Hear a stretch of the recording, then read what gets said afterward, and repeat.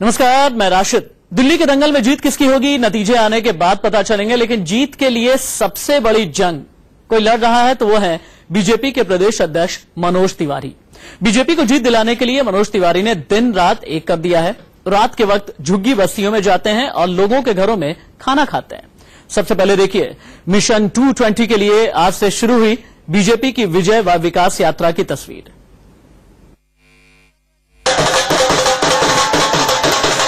लोगों के घरों में खाना खाते हैं।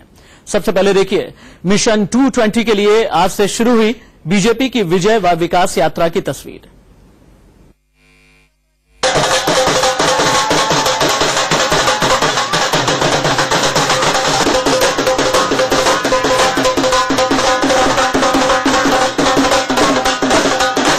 ढोल नगाड़े की गूंज और फूलों की बरसात।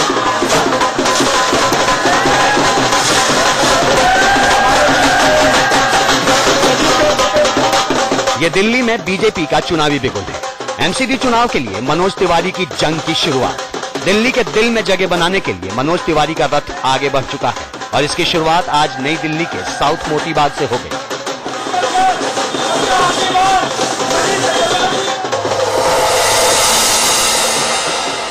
बीजेपी प्रदेश अध्यक्ष मनोज तिवारी ने चुनावी बिगुल बजा दिया है और रथ हत्या के माध्यम से नई दिल्ली कॉन्स्टिट्यूंसी में तमाम वार्डों में जाकर अपने उम्मीदवारों के साथ प्रचार प्रसार कर रहे हैं। लेकिन मनोज भाई, सबसे बड़ी बात, जीत का मंत्र और उद्देश्य लोगों को कैसे समझा रहे हैं आप? लोगों को समझा रहे हैं कि जिसने दिल्ली को लूटने का काम किया है 2.25 साल में, उससे दिल्ली को मुक्त कराना है। जो दिल्ली के गरीब लोगों के पॉकेट का पैसा अपने ऊपर खर्च करता है, वकीलों पे खर्च करता है, अपने पर्सनल केस के लिए 16,000 की थाली के लिए यूज करता है, उसको हटाना है, भाजपा को लाना है।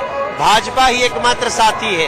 कॉमनवेल्थ घोटाला और ये राशन घोटाला से भोजन घोटाला तक वालों को भगाना है।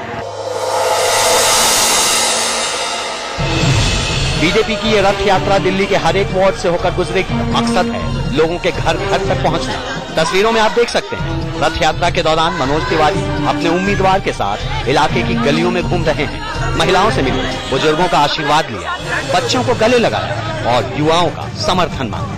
मनोज तिवारी के साथ बीजेपी सांसद मीनाक्षी लेखी भी मौजूद थी, जिन्होंने एक ठेले से संतरे भी खरीदे। मनोज तिवारी का दावा है कि इस बार उनकी जीत में कोई भी बाधा नहीं आएगी, फिर चाहे वो कांग्रेस हो या आम आदमी पार्टी। मनोज जी, बड़ी अड़चने आ रही हैं, पेड़ तार तमाम, साथ में देखा तो गड्ढे में पानी भरा हुआ है। और दिल्ली में तो अड़चने हैं। कुछ अड़चने दिल्ली की गति पे बैठी हुई हैं। इन अड़चनों को दूर करने के लिए योग्य पार्टी की जरूरत है। अगर सड़क चलने लायक न हो, मात्र 15 फीट की गाड़ी का, तो मैं समझता हूं ऐसी सरकार को दिल्ली के गद्दी पे बैठने का अधिकार नहीं, उसको उखाड़ फेंकिए। बीजेपी ने इस रथ यात्रा को नाम दिया है विजय विकास यात्रा, जिसमें बीजेपी के कई स्टार प्रचारक शामिल होंगे। मंत्री, सांसद, विधायकों से लेकर फिल्मी सितारों तक हर कोई बीजेपी उम्मीदवार के लिए वोट मांगेगा। बीजेपी की रथ यात्रा की शुरुआत में मनोज तिवारी और मीनाक्षी लेखी के अलावा पूर्व प्रदेश अध्यक्ष सतीश उपाध्याय भी मौजूद थे। ऑक्सीजन की पाइप केंद्र सरकार ने प्रोवाइड की हुई है और जितने काम दिल्ली में हो रहे हैं वो केंद्र सरकार कर रही है, ना कि दिल्ली की सरकार, और वही ऑक्सीजन का पाइप है। मनोज तिवारी हाल ही में दिल्ली के बीजेपी अध्यक्ष बनाए गए हैं और उनकी अगुवाई में बीजेपी पहला चुनाव लड़ रही है। बीजेपी की कोशिश है मनोज तिवारी के स्टारडम को बनाया जाए और इसमें मनोज तिवारी भी पीछे नहीं रहना चाहते।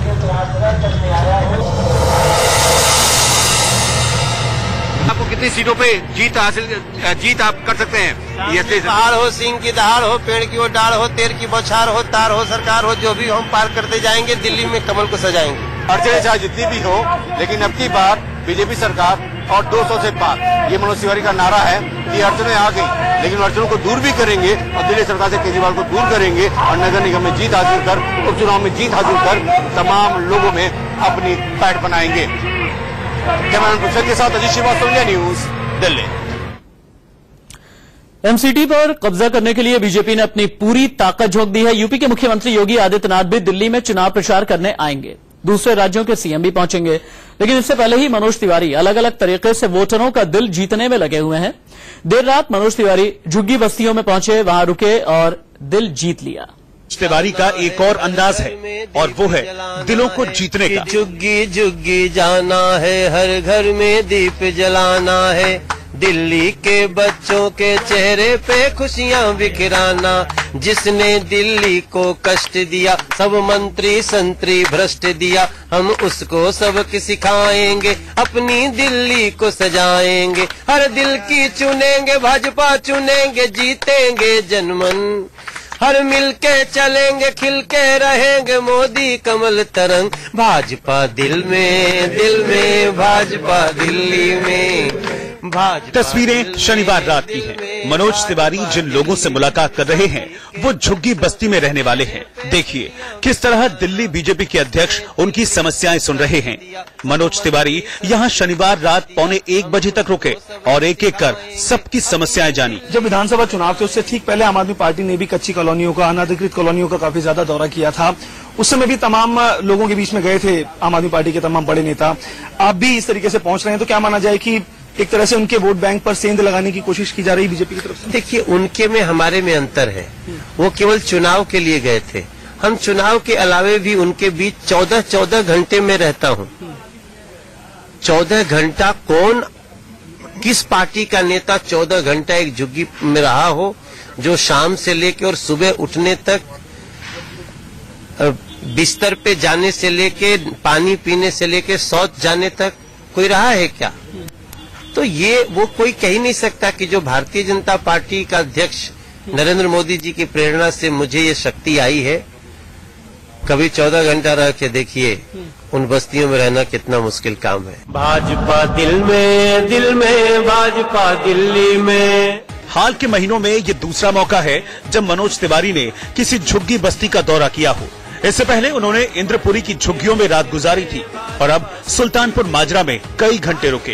हालांकि इस झुग्गी प्रवास को वो एमसीडी चुनाव से न जोड़ने की दलील दे रहे हैं। हर दिल की सुनेंगे, भाजपा चुनेंगे, जीतेंगे जनमन।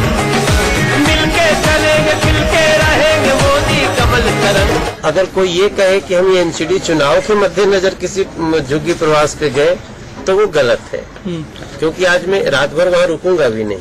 मैं ये सब वहाँ जो सब लोग सो गए हैं अब, और मैं उनसे विदा लेके निकल गया, क्योंकि इस समय अब चुनाव का भी समय है, तो हमारा आज प्रवास अब अर्ध प्रवास है। सुल्तानपुर माजरा दिल्ली का वो इलाका है जहां लोअर और लोअर मिडिल क्लास की आबादी ज्यादा है। इन लोगों की ज्यादातर समस्याएं हैं बिजली, पानी और सड़क की। मनोज तिवारी का दावा है कि एमसीडी चुनाव में बीजेपी इस बार जीती तो सारी झुग्गी बस्तियों की बुनियादी समस्याएं दूर होंगी। प्रवास आपका कब तक जारी रहेगा? सिर्फ चुनावों तक है, उसके बाद भी चलेगा? नहीं, ये तो चुनाव से बहुत पहले से शुरू है और ये जब तक मैं कार्य करता रहूंगा। कल मैं सांसद केवल था, आज मैं प्रदेश अध्यक्ष हूँ। कल मुझे कोई भी जिम्मेदारी रहे न रहे, मैं झुग्गियों में जा जाकर अपना नोट्स बनाऊंगा, क्योंकि मेरे पास नरेंद्र मोदी है जो हमारे नोट्स को पूरा करके दे। एमसीडी चुनाव में बीजेपी का टारगेट है 220 सीटों का। पार्टी को उम्मीद है कि नए उम्मीदवारों के दम पर ये आंकड़ा आसानी से पार कर लिया जाएगा, फिर चाहे बगावत करने वाले पुराने पार्षदों और नेताओं की संख्या कितनी भी हो। हमारा कोई भी काउंसलर हमसे नाराज नहीं है, और जो 2-4 लोग नाराज हैं उन्होंने भरा है फॉर्म, वो लोग अपना कैरियर खत्म, बीजेपी में तो उनका कैरियर खत्म है। अगर आज के दिन में कोई सोचेगा कि हम राष्ट्रीय निर्णय को चुनौती दे लें, तो अब उसके लिए भारतीय जनता पार्टी में कोई जगह नहीं बचेगी, इतना आप जान लीजिए। मनोज तिवारी ने केजरीवाल पर तंज कसते हुए कहा कि वो झुग्गी बस्तियों की सियासत तो करते हैं, लेकिन दुख दर्द दूर नहीं कर पाए। हर दिल की सुनेंगे, भाजपा चुनेंगे, जीतेंगे जनमन। मिलके चलेंगे, खिलके रहेंगे, मोदी कमल तरंग। भाजपा दिल में भाजपा दिल्ली में। भाजपा दिल में भाजपा दिल्ली में। Naresh Biswani, Delhi, India news. ये तो बात हुई पार्टियों के चुनाव प्रचार की, लेकिन उम्मीदवार किस तरह अपने प्रचार का तरीका अपना रहे हैं, ये बेहद खास है। एमसीडी के इन चुनाव में कुछ उम्मीदवार ऐसे हैं जो सबसे अलग हैं। कोई झुग्गी झोपड़ी में रहता है, कोई चाय की दुकान चलाता है। आप भी देखिए अनोखे उम्मीदवार।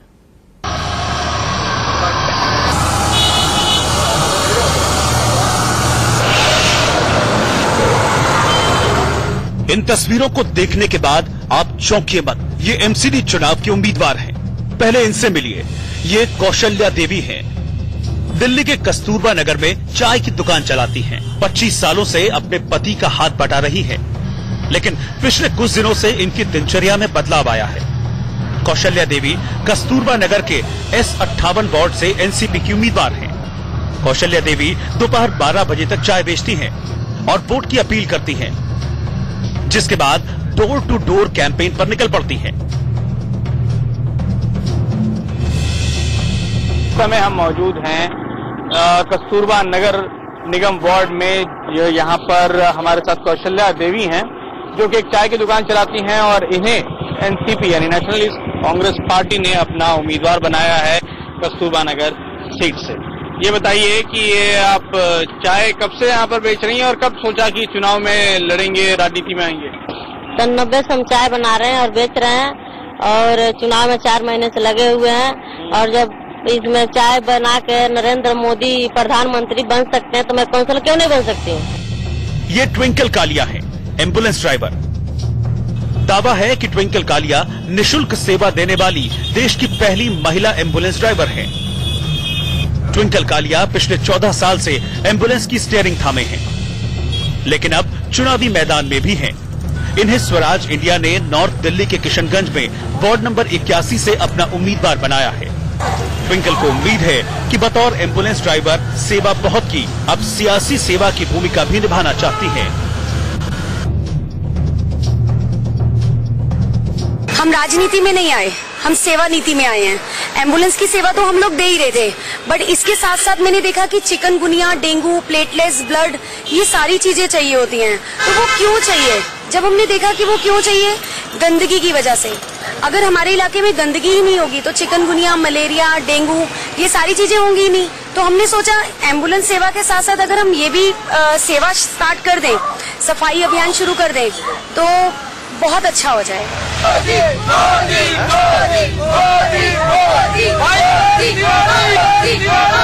ये सुनीता कौशिक हैं, वही सुनीता कौशिक जिनके घर पर मनोज तिवारी ने 31 दिसंबर की रात खाना खाया था।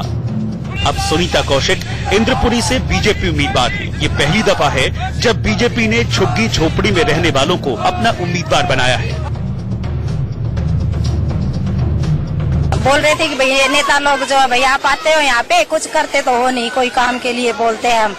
तो बोले सर कि क्या नाम, आप कुछ कर सकते हो यहाँ? मैं बोली हाँ सर, आप मौका दोगे मेरे को तो मैं जरूर करूँगी यहाँ पे। तो कह रहे थे ठीक है, आप आगे आओ और हम आपको जरूर टिकट देंगे। तो उन्होंने एक गरीब को टिकट दिया, उनका बहुत बहुत शुक्रिया। एमसीडी चुनाव के ये वो उम्मीदवार हैं जो हमारे और आपके बीच से निकले हैं। इनके पास न तो पैसे की चमक है और न ही प्रचार का रुतबा। ये पूरी तरह जमीन से जुड़े हैं। अजीत श्रीवास्तव के साथ प्रफुल्ल श्रीवास्तव, दिल्ली, इंडिया न्यूज। जानते हैं, एमसीडी चुनाव सिर्फ 272 सीटों का ही मसला नहीं है। ये साख का सवाल है, चाहे वो बीजेपी हो, चाहे आम आदमी पार्टी हो या फिर कांग्रेस।